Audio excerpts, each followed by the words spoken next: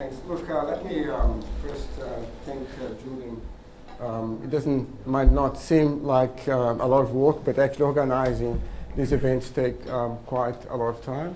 And also let me join Julian in saying thank you to our hosts as well.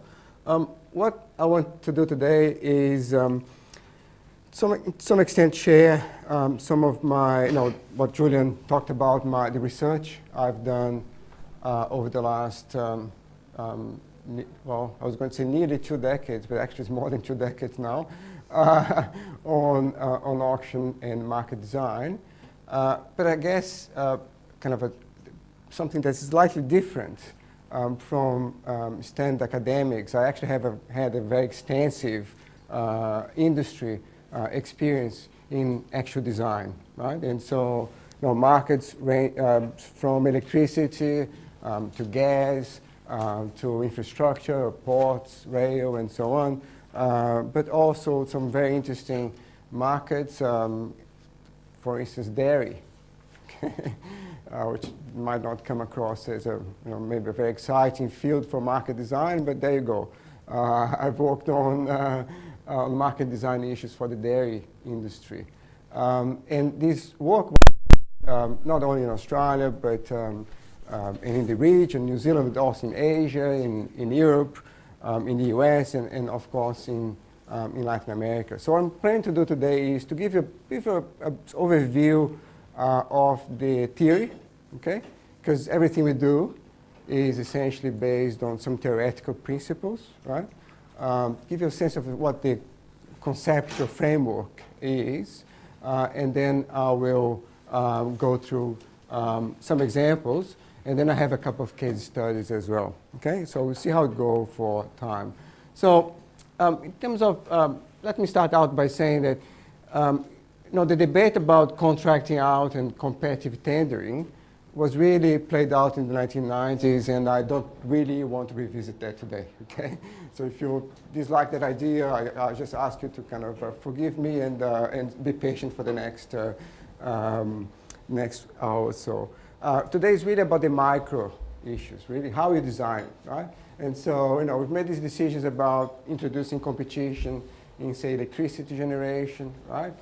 Introduce competition in gas production, but also introducing competition in health and many other sectors of the economy. Today, I'm not going to argue that that's what you should have done or not. Instead, I'm going to go through is how we do it, okay? Now, I'm going to make a very simple distinction between 2 types of mechanisms or market mechanisms. One is mechanisms where you use prices. So these are auction standards. Think of market mechanisms where you match buyers and sellers, and then they trade at some price. Okay, right? This is things that we design. Okay, but then there's a whole heap of other mechanisms where, for ethical reasons or other considerations, we don't really use prices or money, okay?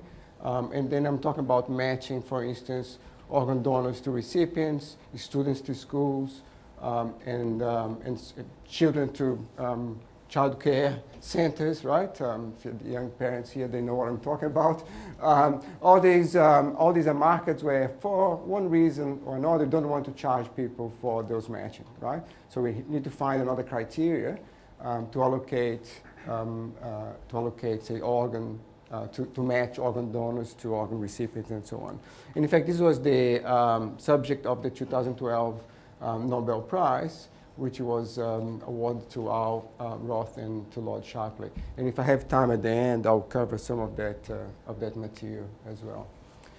And so start with this idea of what kind of markets we design. Okay, so what types of markets? Why do we need to design markets in the first place? Okay, and then I'll talk about the aims of design market. And when I explain, you're going to hopefully understand what I'm trying to get at, how complicated the trade-offs are. Then I'll move into the theoretical foundations. I'll talk about 5 minutes or to 10 minutes about game theory, auction theory, and mechanism design, give you some key insights. And then I'll go through 2 leading examples. This one I had a very minor role in setting this up. Was a very large experiment, if you like, with 220 million people to avoid rationing of electricity, and was by economic criteria was very, very successful. Okay, and I'll go through that, and hopefully, if you have time, I'll go through the Nobel Prize, the 2012 Nobel Prize Economics, and talk about kidney exchanges. Okay, again, if I have time. Now, I'll see if is the internet. We think so. Okay, we think so. There's the mouse. Oh, no mouse. Okay.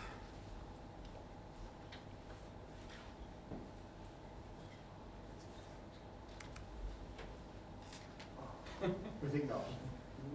Okay, so much for the. All right, okay. Did you help, or was it going to take so long? No, forget it. Look, are they going to have access to the slides?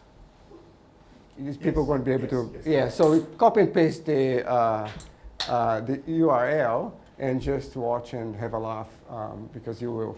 It's a kind of funny. It sets the scene though, but nevertheless.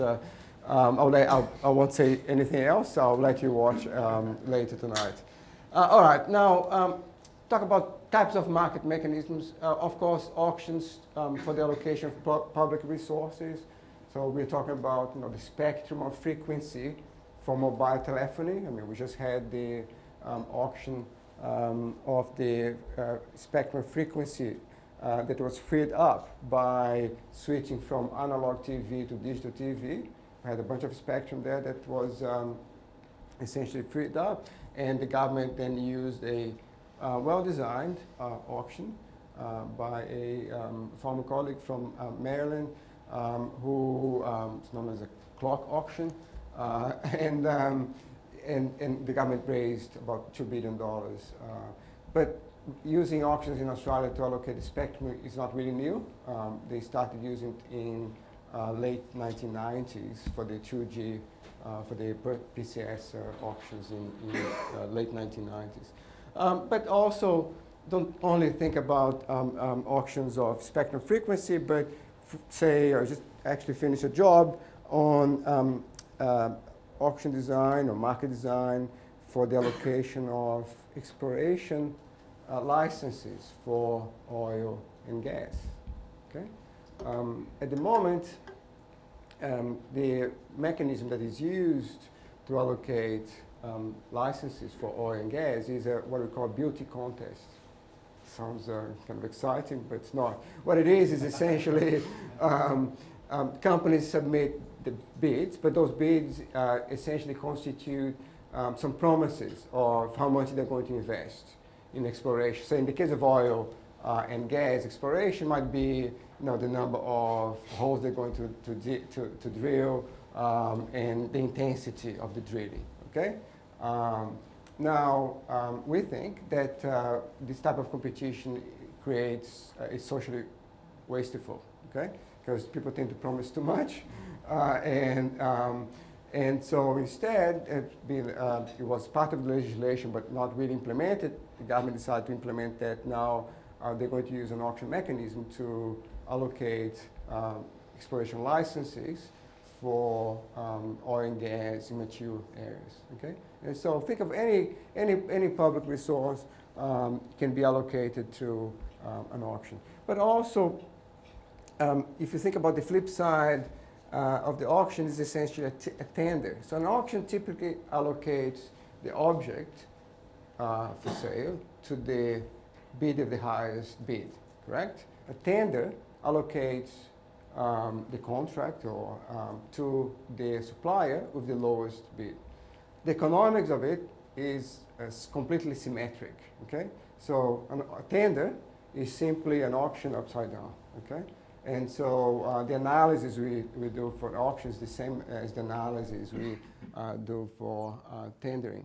And of course, government procurement, I don't need to stress how big a deal it is, right? And countries have moved to electronic types of procurement formats, and that, say, in developing countries, that has, where this is essentially you have a software, we have the system where you submit bids electronically, but it's transparent, so you can see immediately the advantages in terms of not only lowering the cost to the government, but also eliminating corruption, or at least make it harder for corruption to occur.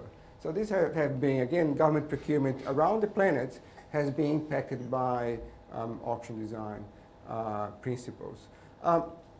Typically, at least when talking to talking to students, they think that only governments use auctions, right, and tendering, but that's of course not true. Think of a large mining company, they might buy $1 billion worth of goods and services. Don't you think they're going to use their buying power to get a better deal? Of course they will, right? And therefore they also use tendering type mechanisms. Now, another